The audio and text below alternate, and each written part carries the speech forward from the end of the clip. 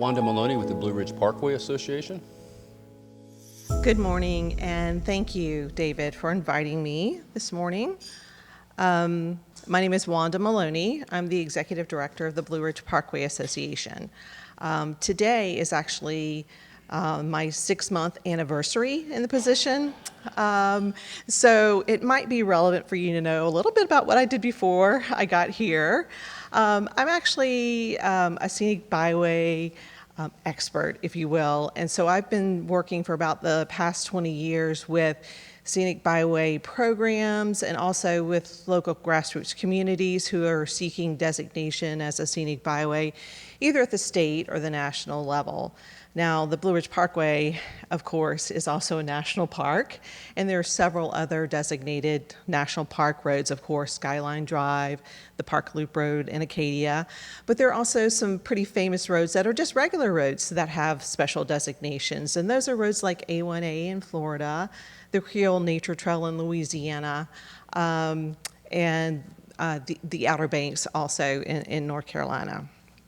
So one of the things that I have been focused on, particularly in the last 10 years or so, is the visitor experience of scenic byways. In other words, how do people find out about them? What resources do they use to plan trips? And what do they like to do when they get there? Sort of what creates a memorable experience when people go for a drive. To focus on the Parkway. Just some basic facts for those of you who don't pay attention, you know that it's there. The Parkway is actually 469 miles. It, of course, traverses 2 states. It touches 13 counties in Virginia and 17 in North Carolina. In 2021, there were almost 16 million visitors to the Parkway. It is the number one most or it was in 2021, the number one most visited unit of the National Park Service. As many of you may be aware, the Parkway was actually designed to connect Shenandoah National Park with Great Smoky Mountains National Park. Both of those parks actually have designated scenic roads as well. Skyline Drive, of course, is about 100 miles. Newfound Gap Road starts where the Parkway ends in North Carolina, and it crosses the mountains into Tennessee. And it is also designated as an All-American Road, which is the highest designation at the federal level for scenic roads. To give you some perspective on what visitation means to the Parkway, I've included visitation for Blue Ridge and Great Smoky Mountains in comparison to some other famous national parks. And as you can see, the visitation at the Parkway is multiple times more than Yellowstone, Grand Canyon, and Yosemite National Parks.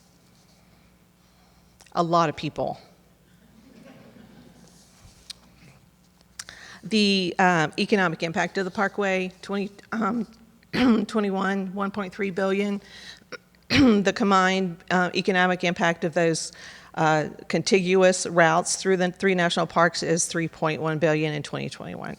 So again, to focus on the Parkway as an experience, there are 15 visitor centers along the 469 miles.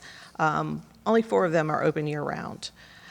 2 lodges, 8 campgrounds, 4 restaurants, and no gas.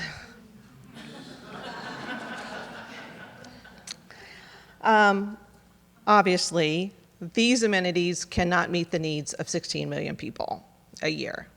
So that's where the gateway communities along the Parkway become very critical to the visitor experience. Again, how do we deliver an experience that people remember and they want to do it again and they want to tell their friends about it so they'll come back? Well, there are, again, about 30 counties that are touching the Parkway, and then, of course, the gateway community sort of, depending on where you are, it could be one county, again, adjacent to that. So Beth talked about travelers who were staying in Floyd, but they were in Montgomery County. So this is the type of impact that travelers to the Parkway have within the region. So visitor services, in my world, we consider that food, fuel, lodging, and restrooms. Restrooms critically important. So the first thing we need to do for travelers is meet those basic needs for those visitor services. And then because we know that if anybody's hangry or needs to go, nobody's having fun. right? So we take care of that first, and then beyond that, we want to make sure that visitors are aware of the types of experiences that are available in gateway communities. Obviously, there are experiences on the Parkway, but beyond that, we want to offer folks an opportunity to stay longer and of course, spend more. So those experiences might be outdoor recreation, they might be cultural, all of the things that have been mentioned so far today. So how does my organization fit into that? The Blue Ridge Parkway Association, we are a nonprofit membership-based organization. We were founded in 1949. We are an official partner of the National Park Service. We promote the Parkway as a destination itself, but we also promote the gateway communities along the Parkway in both states and also in Northeast Tennessee. We have several marketing products. I have samples of most of them on the table. Primary product is our travel planner. It's about 100 pages. The first 25 or so are provided to us by the Park Service, so information specific to the park, and then we have mile by mile listings, information about experiences, lodging, visitor services for our partners.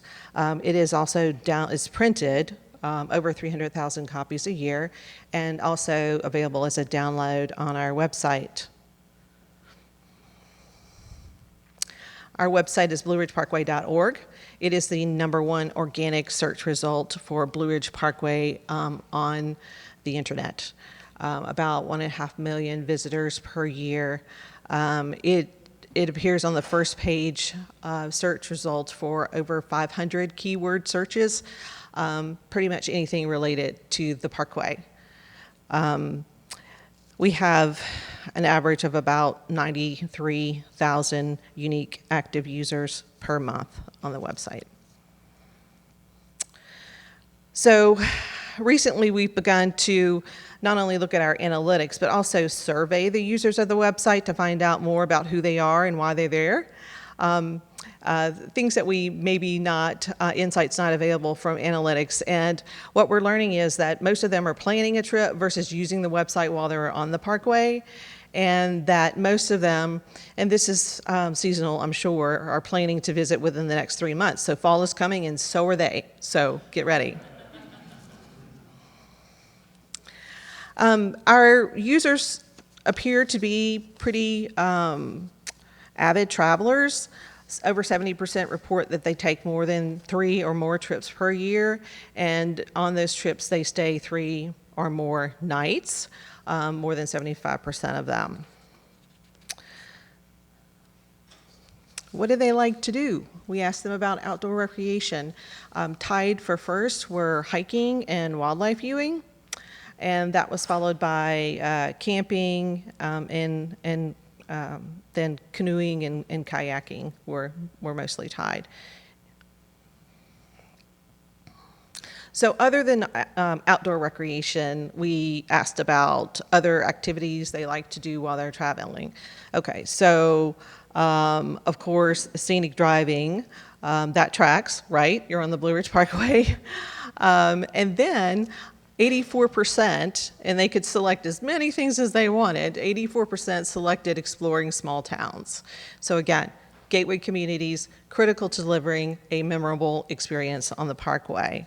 And then there were several other activities that over 50% of the respondents selected as something they enjoy doing, and those were fairs and festivals and also unique local experiences. In other words, people want to do things that they can't do anywhere else. We also have a mobile app. It's been downloaded about 300,000 times. It's, of course, free to download on both systems. And then for an additional nominal charge, $1.99, you can download the maps to the app so that you can actually use it if you're not in an area with cell service, which comes in handy at times and in certain places along the Parkway.